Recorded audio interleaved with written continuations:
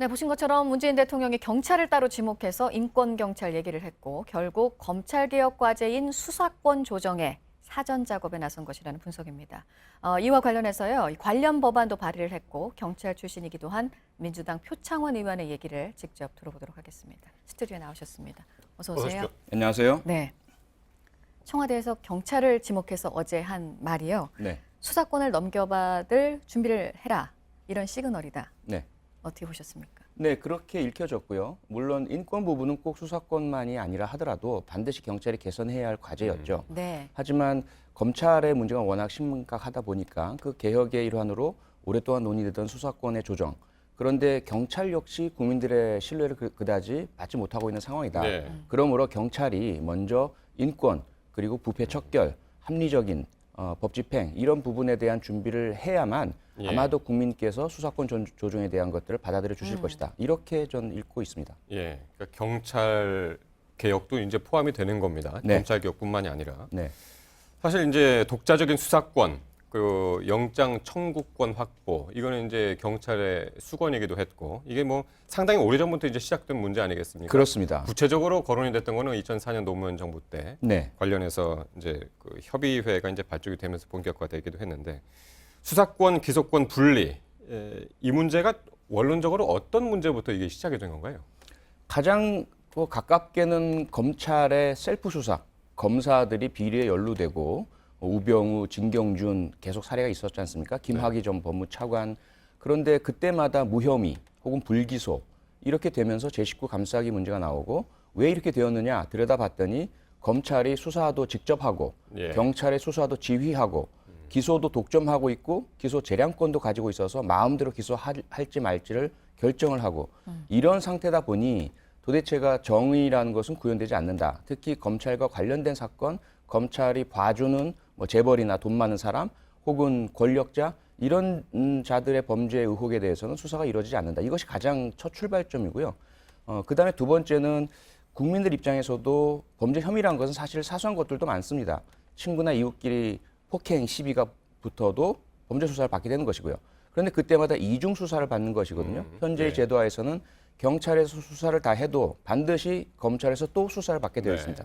이런 그 비용의 낭비도 있고요. 예. 국민들의 불편도 있고 그리고 판사와 변호사라는 또 다른 형사사법의 주체들이 검찰에 비해서 상대적인 열세에 놓이게 되는 거죠. 네. 검찰은 수사도 하고 경찰 수사도 지휘하고 모든 증거를 손에 쥐고 보여줄 것만 보여주고 불리한 것은 감추고 이러다 보니 형사사법의 형평도 어긋난다. 이런 모든 문제들이 수사와 기소의 분리라는 것으로 귀결되는 것이죠.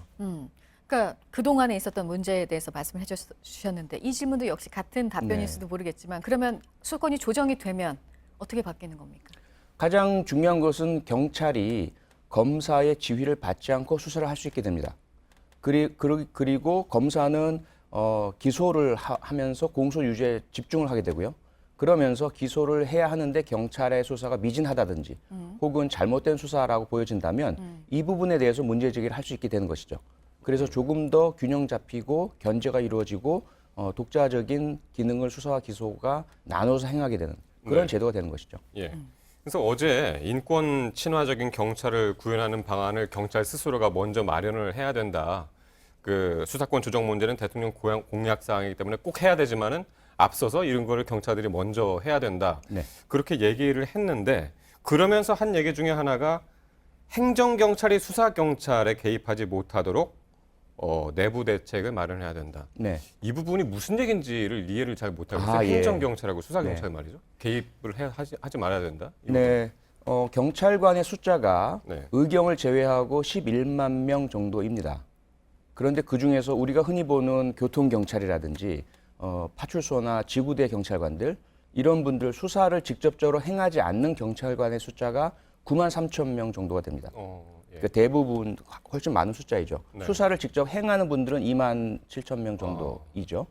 그러면 문제는 뭐냐면 과거에 가장 그 대표적인 사건이 2012년 대선 기간에 불거졌던 국정원의 여론조작 개입 의혹 사건. 이 사건이 경찰이 수사하다가 중간에 중간 수사 결과 발표란 걸 하면서 혐의 없다라고 해서 많은 영향을 주었지 않습니까? 그 과정에서 김용판 당시 서울경찰청장은 수사경찰이 아닙니다. 행정경찰이고 지휘경찰인 거죠. 예, 예, 예. 그런데 이분이 구체적인 지휘와 지시를 내리면서 왜곡이 이루어졌다라고 보고 있는 거죠. 이런 부분. 그래서 계급은 높은데 수사를 담당하지 않고 책임을 예. 지지 않는 경찰관들이 개별 사건들의 수사에 간섭하고 개입하고 청탁하고 네. 이 부분이 해결되지 않는다면 경찰에 독자적 수사권을 주면 오히려 경찰 고위 간부들이 더 많은 남용을 하게 될 것이다. 그러니까 이런 문제죠. 검찰 수사 개입 욕하기 전에 스스로 안에서 내부에서 수사 개입을 하지 말아라는 이제 그런 얘기네. 맞습니다. 네. 네. 인권 경찰을 구현할 방법을 마련하라는 지시를 어쨌든 경찰이 지금 받았습니다. 네. 지금 이제 경찰은 뭘 해야 되는 건가요? 뭐부터 해야 되는 건가요? 우선 실태 현황은 조사가 다 되어 있습니다. 다 네. 알고 있는 사실이죠. 이것을 어떻게 개선할 것인지에 대한 구체적인 방안, 특히 제도, 법의 개선을 내놔야 할 텐데요. 지금 당장 나오는 이야기들은 우선 경찰에서 피의자를 조사할 때 그 모든 과정을 반드시 녹화하는 녹화 의무화를 한다라는 것이 일단 나와 있고요. 예. 두 번째로 앞서 지적하셨던 행정경찰과 수사경찰의 인사 기능상의 분리를 하는 방안이 있고요. 세 번째로는 공공형사 변호사 제도라는 것이 언급이 되었죠. 네. 그래서 그 피의자들을 도와주고 그들 옆에서 조력을 해줄 네. 그런 공적인 변호사들을 제도화시키는 것 이런 것도 있고요. 그다음에 경찰 내부에 경찰 인권위원회가 있지만 유명무실화되어 있습니다. 예. 이것을 조금 더 명실상부한 기관으로 만들어주는 것도 있고요. 그리고 경찰관들의 수사 인력, 인권 감수성 향상을 위한 예. 교육과 연수, 자격의 향상 이런 조치들도 있죠. 무척 많은 것들이 남아 있습니다. 예. 그런데요, 이게 수사권 조정이 어제 이제 정부 차원에서 논의한 뒤에 최종적인 마무리는 국회에서 네. 해야 된다라고 이제 얘기를 했습니다. 그래서 그런데 국회 안에서도 그리고 민주당 내부에서도 약간 이제 법안을 제출한 그 법안 내용이 조금씩 달라요. 경찰 출신인 표 의원께서 제출한 거하고 검찰 출신의 금태섭 의원이 제출한 내용이 다른데 일단 표 의원께서는 이제 수사는 경찰이 하고 기소는 검찰이 한다. 네. 그리고 이제 금태섭 의원이 한 것을 보면은 직접 수사권만 경찰에 주고 경찰에 대한 수사 지휘권은 검찰이 유지를 한다. 네. 이렇게 돼 있는데 이게 네. 두 가지가 서로 어떻게 다르고 이게 조정이 가능한지 어떻게 보시는지요? 네, 우선 조정이 가능하고요. 조정을 네. 해야 하고요. 제가 냈던 형사소송법 개정안은 원칙 그리고 해외 사례 국제적인 관례 좀 이상적인 부분이라고 볼 수 있겠죠. 그래서 이것대로 해야 한다는 것은 아닙니다. 반대로 금태섭 의원 같은 경우는 검찰 출신이고 검사로서의 경험이 있다 보니까 현실에 상당히 조금 반영을 많이 한 것이죠. 그래서 검찰이 아예 관여도 못하게 한다면 현재의 경찰 수준에서는 위험할 수 있다. 그러므로 검찰이 스스로 직접 수사하는 것을 못하게 하고 경찰에 대해서 지휘하는 것은 놔두자 이런 안이시거든요. 그런데 네. 그런 것도 그대로 적용을 하게 된다면 예. 지휘를 하는 검사가 과연 기소수사 분리라는 원칙이 맞느냐 이런 문제가 있습니다. 그래서 야당의 의견들도 있기 때문에 예. 이 부분은 국회 내에서 어차피 형사소송법 개정이라는 물리적 형태로 완결이 돼야 되고 예. 그렇게 되려면 여야 합의라는 것이 필수적인 존재 조건이거든요. 예. 그래서 분명히 조정이 될 것입니다. 이 검찰 개혁 가운데는 이 검경 수사권 분리 문제도 있고 또 공수처 신설 네. 문제도 있고요. 이제 6월 국회에서 그러면 이 부분이 본격적으로 논의가 되는 건가요? 잘 논의가 될 거라고 보십니까? 과정은 치열할 것으로 예상이 됩니다. 네. 많은 그 생각의 차이가 있고요. 또 이해관계의 차이도 있을 수 있고요. 그렇기 때문에 쉽게 타결될 것 같지는 않지만 네. 하지만 국회 기능 자체가 민의를 대변하고 어쨌든 협상과 협력 논쟁을 거쳐서 결론을 내줘야 하는 것이 국회의 의무이니까요. 네. 분명히 결과적으로는 협력 타협이 이루어져서 형사소송법 개정안과 공수처 설치 법안이 아마 타결될 것으로 그렇게 예상을 하고 그러니까 있습니다. 지난번에 이제 대선 과정에서도 검찰 개혁 문제는 이제 국민들이 뽑은 1순위 개혁 과제 중에 이제 하나였고 홍준표 후보 당시 후보도 검찰 개혁에 대해서 네. 필요하다라는 이야기를 했었고 그래서 네. 이제 전체적인 분위기는 그럴 것으로 보이는데 그러니까 방법의 문제이지 전체적인 검찰 개혁에 대한 공감대는 국회에서 갖고 있다. 맞습니다. 그렇게 보시는 맞습니다. 거네요. 네.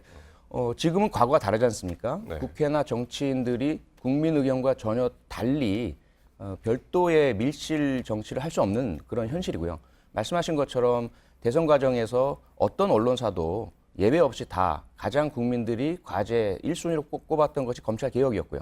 모든 정당의 대통령 후보들이 다 검찰 개혁은 이야기했고 검경 수사권 조정을 이야기했습니다. 네. 특히 제1야당인 자유한국당의 홍준표 후보는 헌법 개정을 통한 영장 청구권에 그런 검찰 독점의 해제 역시 주장을 했었거든요. 예. 그렇다면 결국 큰 틀의 합의는 이미 이루어졌다.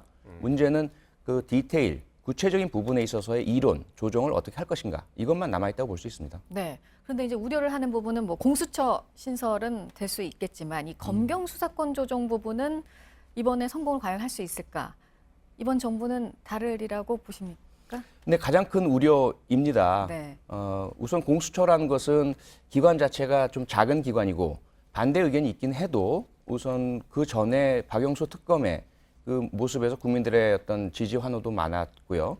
그래서 큰 어려움이 없지 않을까라는 의견이 있지만 네. 검경 수사권 조정이란 것은 앞서도 말씀하셨지만 방법도 여러 다양한 것들이 있고 조정이 여전히 필요하고 네. 시기적으로 과연 이 짧은 시간에 될까라는 우려가 분명히 있긴 있습니다. 예. 하지만 이 두 가지가 함께 이루어져야만 진정한 검찰 개혁, 진정한 사법 정의 구현이 가능하기 때문에 네. 저희들이 최선의 노력을 다하겠습니다. 알겠습니다. 어제 뭐 직접적으로 청와대가 수사권 관련해서 조정 문제 관련해 가지고 구체적으로 얘기한 건 아니지만 일단 포문은 이제 열어 놓은 거기 때문에 네. 저희가 이제 좀 선제적으로 한번 확인을 해보는 시간을 가졌습니다. 표창원 의원이었습니다. 고맙습니다. 고맙습니다. 자.